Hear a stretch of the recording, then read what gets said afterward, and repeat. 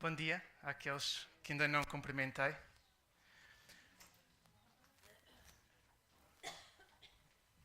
Hoje nós vamos olhar um pouquinho para a vida de um homem que inspirou muitas pessoas. Este homem inspirou outras pessoas não só por causa do amor que ele tinha pelo seu povo, mas também inspirou outras pessoas pela sua capacidade de iniciativa e pela sua capacidade de liderança. Este homem inspirou outras pessoas pela sua coragem em alturas complicadas. Este homem voluntariou-se para uma tarefa enorme. Este homem aceitou correr riscos, largou conforto, largou a estabilidade, trabalhou com um povo desmotivado, correu a vida atrás de um sonho, viveu durante toda a sua vida inconformado com a situação do seu povo. Alguém disse que muitas vezes a nossa vida é tão confortável que nós acabamos por tornar Deus numa espécie de acessório. Acabamos por tornar Deus numa espécie de bibelô. Acabamos por encaixar Deus num cantinho da nossa vida. E a nossa noção de dependência de Deus ficou resumida aos momentos em que nós ambicionamos algo que nós não conseguimos atingir pelas nossas próprias forças. Eu creio que nós precisamos de reaprender a viver na dependência de Deus. Mesmo que o conforto do nosso contexto nos diga que já não é necessário. Neemias, o homem que vamos falar hoje, foi um homem que serviu fielmente ao seu patrão durante vários anos. Neemias era um bom trabalhador, era um homem que orava diariamente pelo seu povo, mesmo não estando a passar pela situação difícil que o seu povo estava a passar.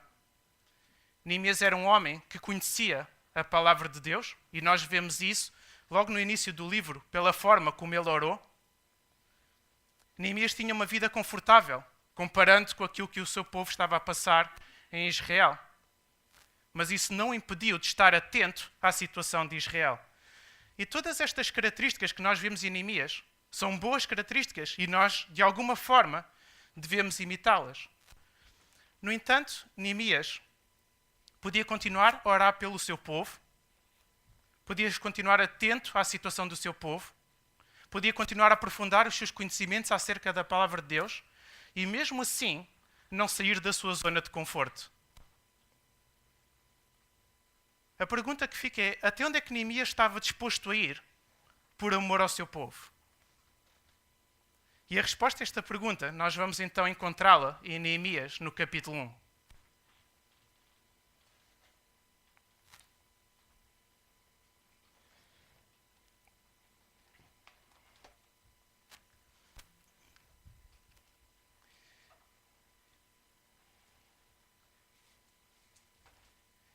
Neemias, capítulo 1, e vamos ler então o capítulo completo. Que na realidade são apenas 11 versículos.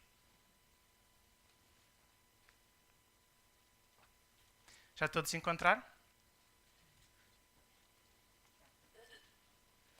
Então o texto diz o seguinte: História de Neemias, filho de Acalias. No mês de Quisleu, do ano 20, do reinado de Artaxerxes, encontrava-me eu na fortaleza de Susa, quando chegou da província de Judá, Anani, um dos meus irmãos, com mais alguns homens. Pedi-lhes notícias de Jerusalém e dos judeus que tinham escapado do cativeiro da Babilônia. Eles disseram-me o seguinte: esses que ficaram na pátria e não foram para o cativeiro encontram-se em grandes dificuldades e em grande miséria.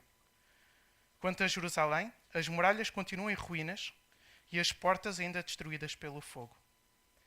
Ao ouvir isto, sentei-me a chorar e durante vários dias andei muito triste, fiz jejum e dirigi a minha oração ao Deus do céu. Ó Senhor, Deus do céu, grande e terrível, Tu és fiel para com a aliança e és misericordioso para com aqueles que te amam e cumprem os teus mandamentos. Peço-te por isso que escutes e atendas à minha oração, que eu faço dia e noite pelos teus servos israelitas. Reconheço que tanto eu como os meus antepassados temos pecado contra ti. Ofendemos muito, pois não cumprimos os mandamentos, as leis e preceitos que nos deste por meio do teu servo Moisés. Recorda-te do que disseste a Moisés, que havias nos dispersar por toda a parte se nós transgredíssemos os teus preceitos. Mas também disseste que se nos convertêssemos e cumpríssemos os teus mandamentos, ainda que estivéssemos desterrados nos confins do mundo, havias de nos reunir e fazer regressar ao lugar escolhido para lá ser adorado o teu santo nome. Nós somos teus servos, somos o teu povo, que libertaste com o teu poder e com a tua força. Escuta agora a minha oração e as orações dos teus servos que te querem honrar. Faz com que eu seja bem-sucedido e que o rei seja bom para comigo. Por aquela altura, eu era copeiro do rei Artaxerxes. Vamos orar.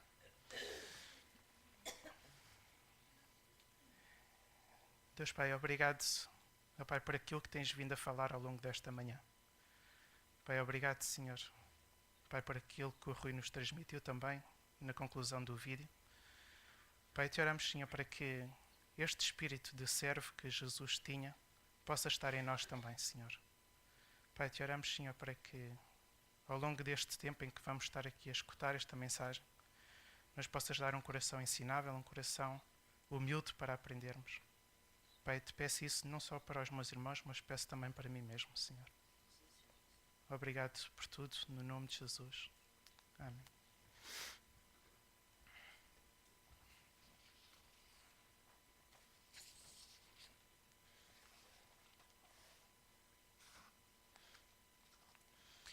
A certa altura, logo no início do capítulo 1, Neemias atreve-se a fazer uma pergunta perigosa. E a pergunta era mais ou menos o seguinte: como é que se encontra Jerusalém e os judeus que escaparam do cativeiro? E esta pergunta, que podia ser feita apenas por curiosidade, pergunta que podia ser feita simplesmente para Neemias continuar atualizado, uma pergunta que podia ser feita simplesmente para Neemias continuar a orar de uma forma mais específica, a resposta a esta pergunta tem um efeito devastador na vida de Neemias.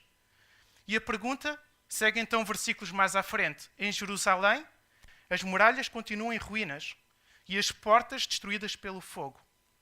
Quanto aos judeus, encontram-se em grandes dificuldades e em grande miséria. E quando Neemias ouviu a resposta a esta pergunta, Neemias percebeu que não bastava apenas estar atento à situação dos judeus. Neemias percebeu que aquilo que ele tinha aprendido acerca da palavra de Deus não podia continuar a ser guardado apenas para ele mesmo. Neemias percebeu que ele tinha que continuar a orar a Deus, mas que esta oração não podia continuar a ser feita no conforto do seu quarto. Muitas vezes percebemos que existem situações que têm que ser alteradas. Muitas vezes percebemos que Deus está a incomodar-nos com certas situações. Mas nós não estamos dispostos a correr riscos. É mais confortável que as muralhas permaneçam destruídas e que as portas continuem destruídas pelo fogo e que os judeus permaneçam em grande miséria e em grande dificuldade. Quando Neemias ouviu a resposta a esta pergunta, o texto diz que Neemias sentou-se a chorar. Diz também que Neemias andou triste durante vários dias, fez jejum e dirigiu então a sua oração ao Deus do céu. Esta resposta que Neemias ouviu gerou em Neemias aquilo que um autor chama de descontentamento santo. E este descontentamento santo é uma convicção inabalável que algo tem que ser feito. Esta visão de ir a Jerusalém não foi apenas uma boa ideia que surgiu na mente de Neemias. Não foi apenas uma boa experiência pela qual Neemias gostava de passar. Não foi apenas uma tarefa ou um cargo que Neemias queria acrescentar ao seu currículo. Esta visão levou Neemias a correr riscos. E levou Neemias a permanecer focado na sua tarefa de reconstruir Jerusalém. A vida é tão curta para nós gastarmos a nossa vida da forma como nós estamos a gastá-la. Andamos tão entretidos com pequenas coisas. Andamos adormecidos com pequenas preocupações. E aquilo que nós vemos em Neemias é que é preciso coragem para mudar. Quando a Bíblia refere que nós somos sal e luz, a Bíblia refere isso porque precisamente estes dois elementos, quando são usados, eles alteram radicalmente o seu ambiente. A igreja não foi chamada, e nós cristãos como indivíduos não fomos chamados para deixarmos as coisas como estão. Pessoalmente eu creio que quando Deus coloca um cristão em certo ambiente, seja na escola, seja numa faculdade, seja num trabalho ou no bairro onde nós vivemos, Deus tem em mente que nós sejamos um agente de mudança. Porque ser um agente de mudança está no ADN do cristão, tal como é a função do sal e da luz. Muitas vezes falo com pessoas que me dizem que gostavam de fazer algo para melhorar a vida do próximo. Eu já vi coisas muito ousadas, já ouvi coisas menos ousadas. Mas o que está aqui em questão não é o tamanho do sonho. O que está aqui em questão é se este descontentamento que nós estamos a sentir é suficiente para nos fazer agir. Porque, mais uma vez eu digo, o mais confortável, o menos arriscado, o mais fácil vai ser sempre deixar as coisas como estão.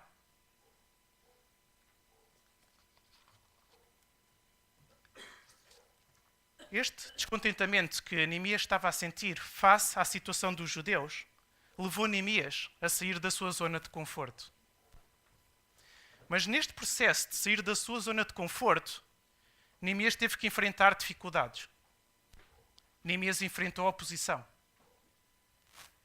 Neemias ficou desmotivado por certos períodos. Enfrentou desilusão. E nós também vamos experimentar isto quando nós começamos a sair da nossa zona de conforto. Porque isto faz parte do mundo real. Se nós estamos à espera das condições perfeitas para irmos, para nos envolvermos, para fazermos, então nós nunca vamos sair da nossa zona de conforto. Neemias foi a Jerusalém precisamente porque as coisas não estavam bem. E durante o período que ele teve em Jerusalém, nem tudo foi perfeito. Mas foi a sua perseverança e convicção de que ele estava a fazer aquilo que Deus queria que fosse feito, que o levou a permanecer focado na sua tarefa de reconstruir Jerusalém. Deus não nos chamou para coisas fáceis. Por exemplo, Deus não chamou Jonas para ir até Tarsis fazer turismo.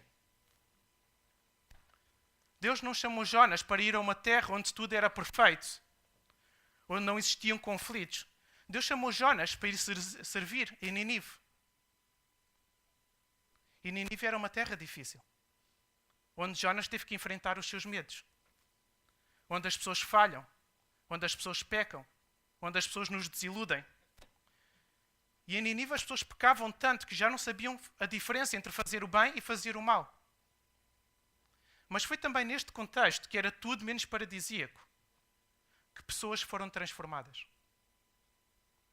Onde em poucos dias toda uma cidade se arrependeu do mal que estava a fazer. Foi precisamente neste contexto onde a luz se fez notar.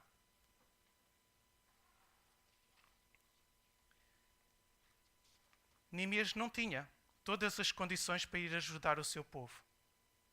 Aquilo que Neemias tinha era uma visão clara, era uma convicção bastante clara na sua cabeça. E o facto de ter esta visão levou a fazer com que as coisas acontecessem. Quando nós dizemos a Deus, sim, eu quero ir trabalhar com refugiados.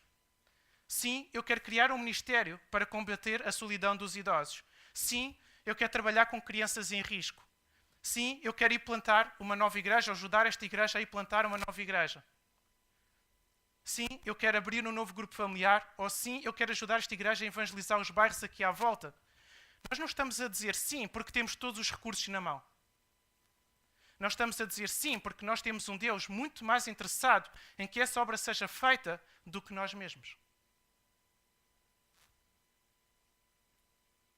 O mesmo Deus que dá a visão é o mesmo Deus que vai dar as ferramentas necessárias para cumprir essa mesma visão. Hoje eu olho para trás e lembro-me, por exemplo, das conversas iniciais sobre o início do projeto Vida Nova. Nós tínhamos uma ideia, tínhamos uma visão que se mantém até aos dias de hoje. Nós sabíamos da necessidade porque tínhamos feito inquéritos aqui nos prédios e tínhamos conversado com a diretora da escola. E nós sabíamos que Deus estava connosco no início deste projeto. falando de recursos, ao longo destes 7 anos, nunca faltou nada. Deus sempre foi providenciando ao longo destes 7 anos. Cumprir o sonho que Deus colocou no nosso coração, corresponder a este incómodo que Deus tem colocado continuamente na nossa mente, vai exigir dependência de Deus, mas também vai exigir preparação. E muitas vezes nós olhamos para a preparação como um fardo, mas a realidade é que preparação é um gesto de amor para com o próximo.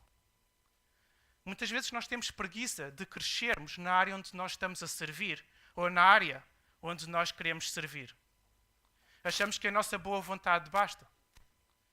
E se as coisas não correm como nós queremos, nós desistimos. Porque achamos que as pessoas não são merecedoras do nosso bom esforço. Neemias confiou em Deus e dependeu dele na sua ida para Jerusalém. Mas Neemias também se preparou. A visão e a preparação não são inimigos.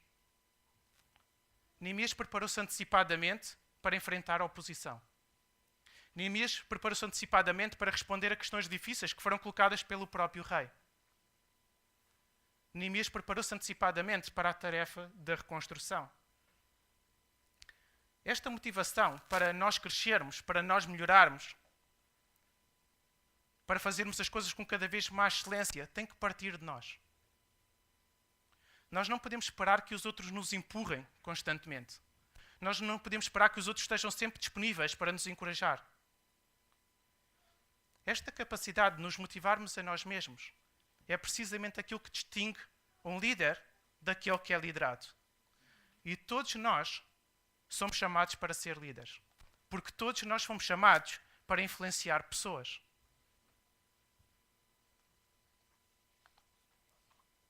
Quando olhamos para Neemias, um homem que numa primeira fase orava pelo seu povo. Um homem que conhecia a palavra de Deus, que estava atento à situação difícil do seu povo. Em Neemias 1, nós assistimos a um ponto de viragem na vida de Neemias. Este homem faz uma pergunta perigosa. E com base na resposta, ele percebe que tinha que ir mais à frente, tinha que dar um passo à frente na sua intenção de ajudar o povo. E este descontentamento que Neemias sentiu face à resposta que ouviu, levou a dizer a Deus que ele queria ir. Levou Neemias a dizer sim à preparação. Neemias queria preparar-se para esta nova fase da sua vida. Levou Neemias a entrar numa zona de risco, onde ele tinha que depender de Deus. Deus tem colocado sonhos no nosso coração. Tem-nos incomodado com situações que Ele deseja ver alteradas. A pergunta que fica é: será que nós estamos tão confortáveis que esse descontentamento que nós estamos a sentir não é suficiente para nos fazer agir? A pergunta que fica é: até onde é que nós estamos dispostos a ir por amor ao próximo?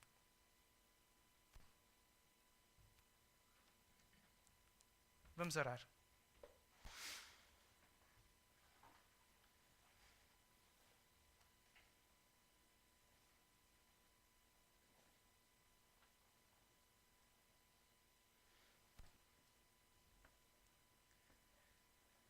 Deus Pai, obrigado, Pai, porque Tu continuas a incomodar-nos e a colocar sonhos no nosso coração, que basicamente são situações que Tu desejas ver alteradas.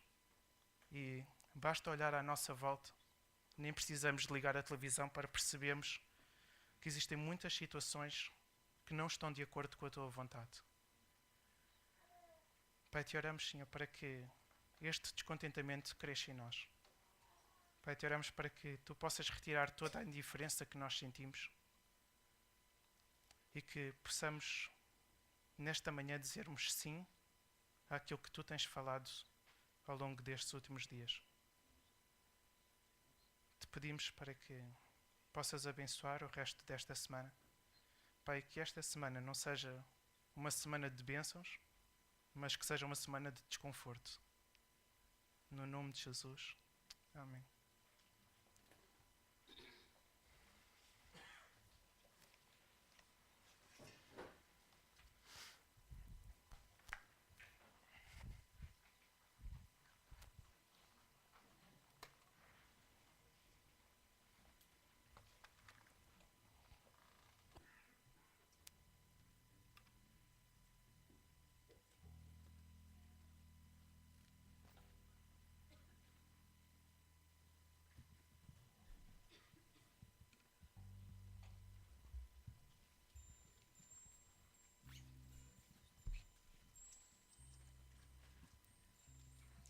nos nossos lugares. Vamos ficar sentados e ainda refletir acerca daquilo que Deus está a falar connosco.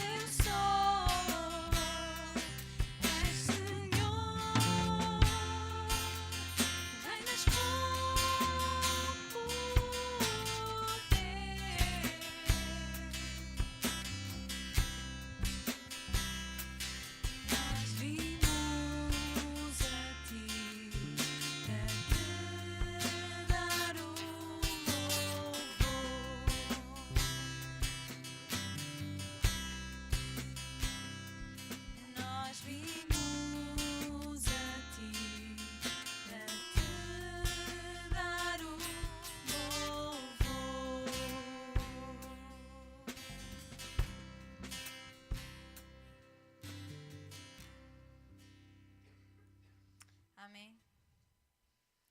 Então, uma forma de nós também podermos louvar ao Senhor é com os nossos dízimos e ofertas. Então este é o momento para podermos contribuir desta maneira também. Eu vou pedir a ajuda da Elda e da Amena. E vamos ficar em pé.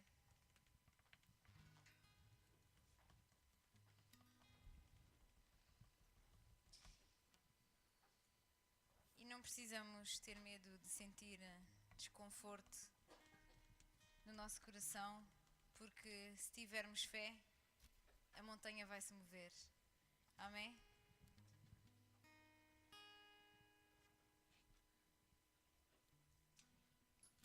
Se tiveres fé como um grão de mostarda, se tiveres fé como um grão de mostarda, isso te diz o Senhor. Então dias para a montanha, move-te, move-te. Então dias para a montanha, move-te, move-te. E a montanha se moverá, se moverá, se moverá. E a montanha se moverá,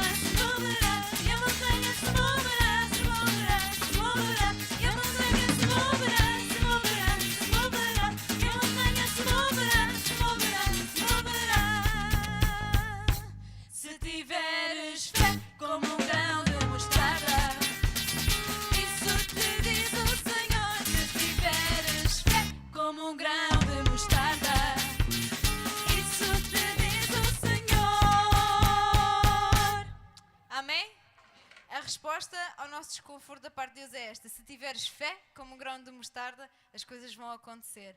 Uma boa semana em nome do Senhor Jesus. Amém.